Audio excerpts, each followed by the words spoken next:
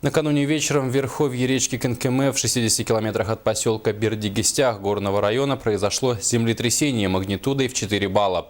Оно было зафиксировано на глубине 10 километров. Хотя местность ненаселенная и никто не пострадал, для ученых событие оказалось довольно примечательным. Землетрясения в Якутии чаще всего наблюдаются в южной и северо-восточной частях республики. По словам главного геолога якутского филиала геофизической службы РАН Анатолия Петрова, движение Земли в центральной Якутии – явление редко, и этот факт заставляет пересмотреть существующие нормы по сейсмобезопасности Якутии.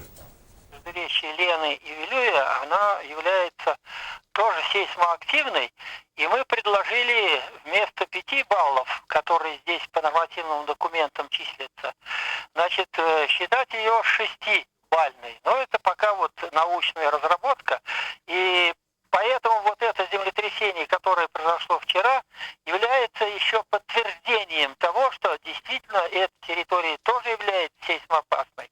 И здания, и все объекты промышленные, там газопровод, нефтепроводы, мосты, дороги нужно строить с учетом именно вот 6-бальной зоны этого землетрясения.